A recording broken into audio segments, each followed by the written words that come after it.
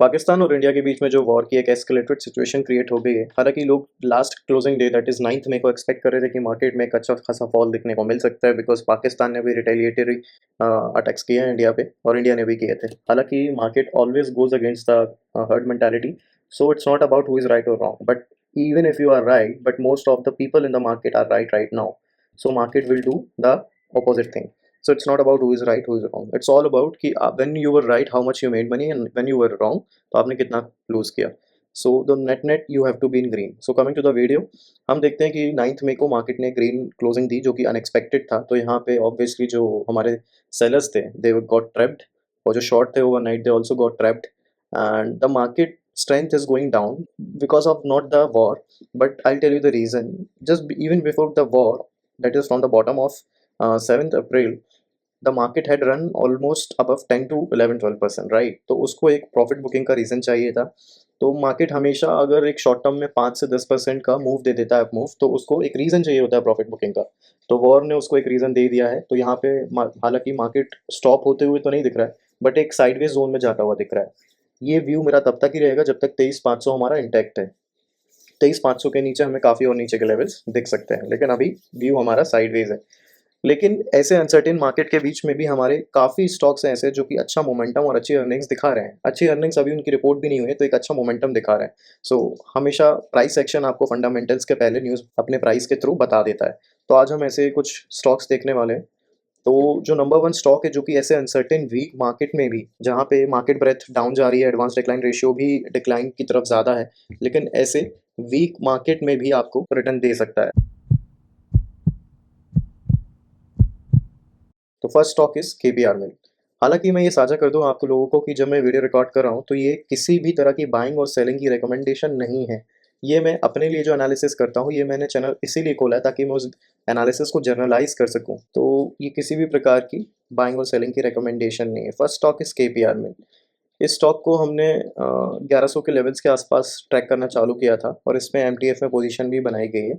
तो इस स्टॉक को लेने का हमारा नंबर 1 रीज़न ये है कि वीक मार्केट में भी इसका जो वीकली आपका कैंडल है वो काफ़ी स्ट्रॉन्ग बना रहा है। ठीक है, ऊपर से इसने थोड़ा सा गेन लूज़ किया है, उसका भी रीज़न मैं बता दूं कि एक ही दिन का गेन लूज़ किया है। ये देखिए, तो वीक मार्केट में भी ये 7 तारीख को जिस दिन स्ट्राइक्स हुई थी उस दिन ये 8% पे था। फिर नेक्स्ट डे अनसर्टेनिटी के बीच में अगेन ये 10% के अराउंड था और क्लोजिंग 8% की आई। और फिर कल यानी कि 9 मई को इसने अगेन 14-15% का मोमेंटम बनाया।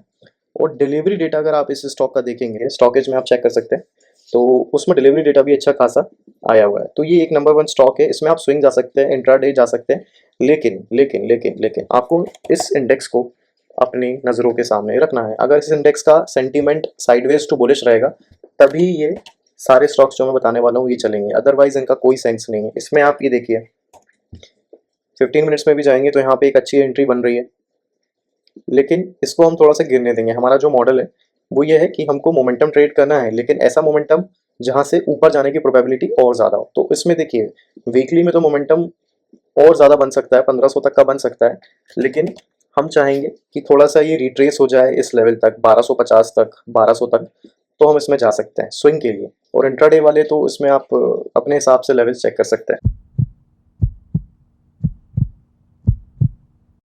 Next stock is force motor. Force motor is also one of the stock जो ऐसे अनसर्टेन एनवायरनमेंट में भी एक अच्छा खासा रिटर्न 10% अप शो कर रहा है वीकली और मंथली चार्ट्स में। ये मंथली चार्ट है, इसमें 10% फर्स्ट में से ये स्टॉक अप है। और अगर हम वीकली जाएंगे तो आप देख सकते हैं कि इसका पहले वाला प्रीवियस वीक में भी ये 10% अप था।